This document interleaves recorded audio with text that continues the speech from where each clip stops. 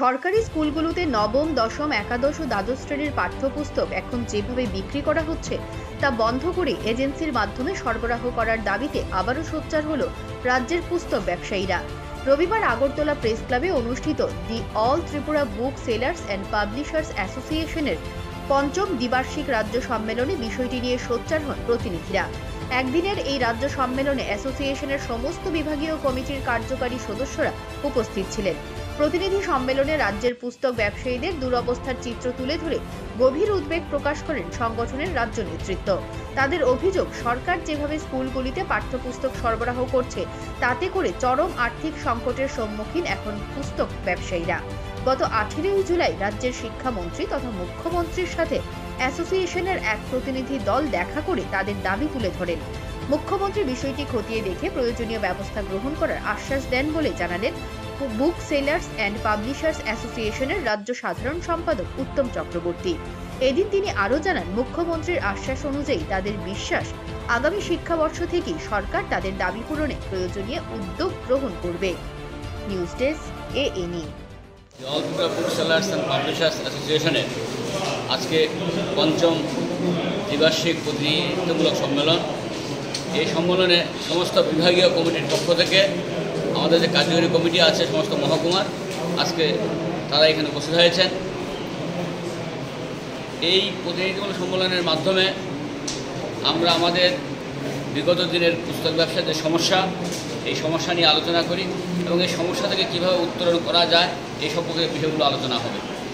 এই প্রসঙ্গে আপনারা প্রত্যেকে অবগত আছেন যে বিগত 2019 থেকে 2023-22 শিক্ষাবর্ষে এই দীর্ঘ 4-5 বছর রাজ্যের পুস্তক ব্যবসায়ী জগতে বা পুস্তক শিল্পে যে বিশাল চরম দুর্দিন, এই দুর্দিনের মধ্য দিয়ে এগিয়ে আজকে এই জায়গায় আমরা সমাগত হয়েছি।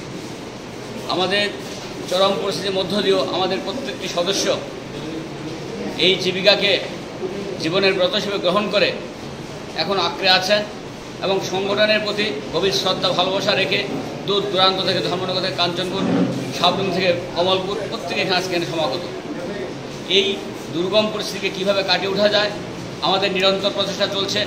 এই প্রচেষ্টার অঙ্গ হিসেবে আমরা বিগত যে সরকার ছিলেন সেই সরকারের প্রাক্তন মুখ্য শিক্ষামন্ত্রী, ওনার নিকট আমরা বারবার আবেদন করেছিলাম আমাদের পুস্তক ব্যবসাকে গড়তে দিন, সরকার পুস্তক ব্যবসা বন্ধ করুন।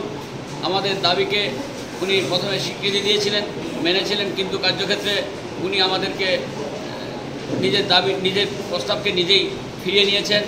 আমাদের দাবি মতো উনি কাজ করেননি এবং আমাদের সঙ্গে টাইম কিলিং করেছেন এবং মাননীয় প্রাক্তন মুখ্যমন্ত্রীর কাছে আমরা 9 বার চিঠি দিয়েছি সাক্ষাৎকারের জন্য। যিনি আমাদের চিঠি কর্ণপাত করেননি, সৌজন্যবোধ দেখাননি। কিন্তু আশার আলো বর্তমান যিনি মুখ্যমন্ত্রী আছেন ওনার কাছে আমরা চিঠি দিয়েছি। চিঠি দেওয়ার পরিপ্রেক্ষিতে এবং 2 বার আলোচনা হয়েছে এবং গত 18 জুলাই উনি আমাদের চিঠির পরিপ্রেক্ষিতে ওনার সরকারি দপ্তর আমাদের ডেকে নেন এবং দীর্ঘ বিস্তারিতভাবে আমাদের সুখ দুঃখের যে কাহিনী, বিগত দিনের যে আমাদের অভিজ্ঞতা, সমস্ত কিছু ওনার কাছে পরিবেশন করি। উনি শুনেন এবং তিনি আমাদের সঙ্গে সহমত পোষণ করেন এবং তিনি দেখবেন আশ্বাস দিয়েছেন। আমরা বিশ্বাস রাখি এবং মাননীয় মুখ্যমন্ত্রীর প্রতি শ্রদ্ধা রেখে বলছি, উনি আমাদের এই রাজ্যের পুস্তক ব্যবসায়ীরা যারা আমাদের প্রায় 1700 মেম্বার আছেন এবং প্রায় 5000 পরিবার প্রত্যক্ষ পরোক্ষভাবে জড়িত আছেন, যাদের নুনান্তে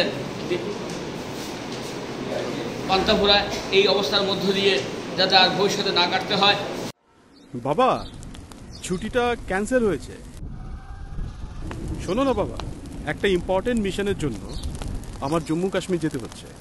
সাবধানে থাকিস।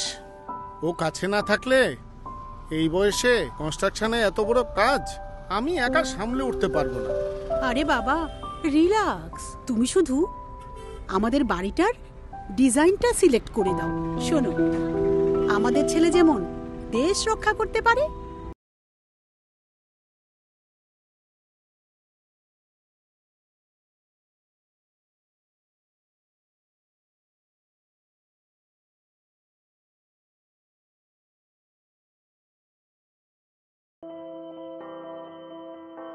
মা, বাবাই আমার বাবা, আমার বাবা finally mission is complete, yes, dreams come true. আমাদেরও। শুধু স্বপ্ন দেখুন, পূরণ করার দায়িত্ব আমাদের। নির্মাণ কনস্ট্রাকশন সার্ভিসেস।